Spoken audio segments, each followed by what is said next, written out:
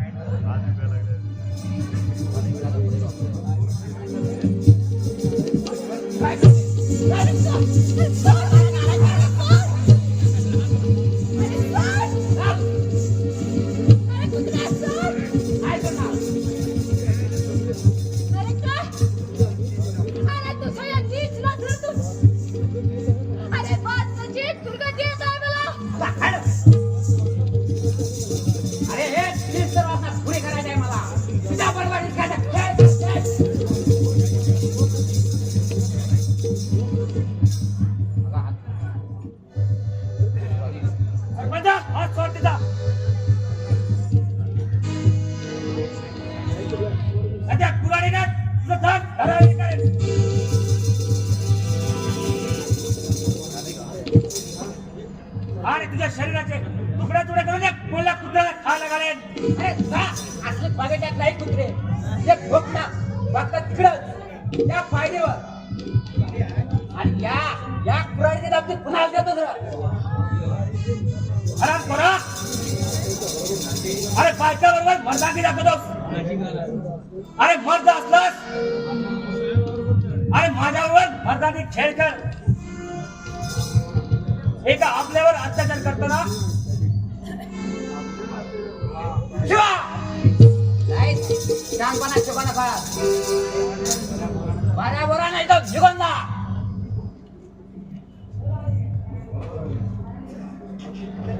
एका निष्ठा स्त्रीला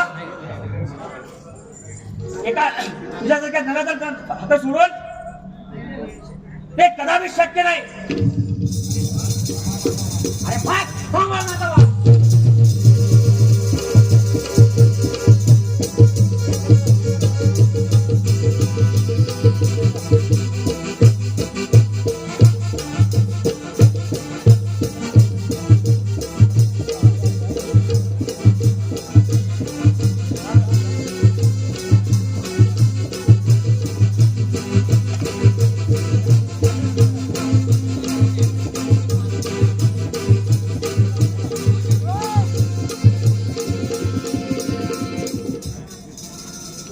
कोणती कुराड काय तरी पिस्तुलातील एकच गोळी या लाडक्या पिढीचा मेंदू बाहेर काढेल. अरे पाटला तुला गोळे चालवायचे असेल तर माझ्यावर चालव. त्या निष्पाप वेगळेवर का. अरे आतापर्यंत गावात तुम्ही तेच करत आलाय. अरे तुझ्या भेकर धमकीला घाबरला शिवा नाही. त्या समोर मला मरण आलं तर तुझ्या त्या शिवाला याचा जीव त्याला प्यारा असेल तर कुराडातून फेकून द्यायला सांग. नाहीतर काय करते? अरे पाटला अरे या पंचकृषीतला कौदोनी मला लुटलास तू. अरे त्याच्या सुखी संसाराची रांगोळी घालीस. अरे अग्नीची इज्जत लुटलीस. त्यांच्या घरात आलावा नागाची लावास. अरे तुझ्या हातून दुसरं तरी काय होणार आहे. अरे माझी इज्जत लुटून माझा खून त्यांची ठेवलास ना. असं काय मग घे आता देवाचं नाव. हा पडला तिला गोळी घालू नकोस. हे मग माझी कुराड मी खाली ठेवतो.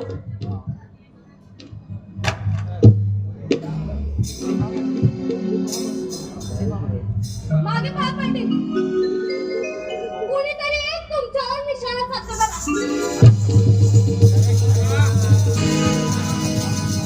खबरदार पाटला. आता जर जागेवर हाणण्याचा प्रयत्न केलास ना तर या पिस्तुलातल्या गोळीनं ना तुला ठार मारेन आणि तुझ्या या मेंदवाचा चिंधडा उडवून टाकेन. काय करतेस तू. पाटला आज तुझा खेळ संपलास.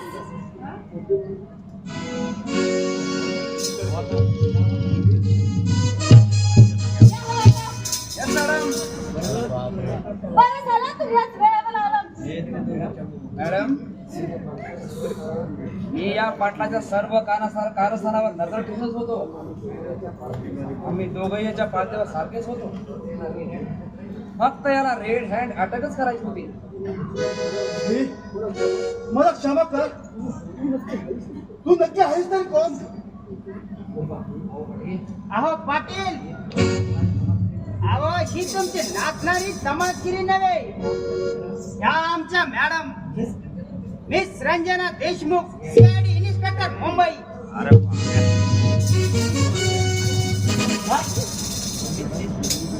अरे तुम्हीच इन्स्पेक्टर रंजना देशमुख. होय शिवा मीच रंजना देशमुख. या पाटलानं मला तमाशाच्या फडात सोडलं तेव्हा मी लहान होते. तमाशाच्या फडात काम करता करता मी शिक्षण घेतलं आणि याच वर्षी मी CID खात्यात नोकरीला लागली मुंबईला. अहो तुमच्या गावात होणार आहे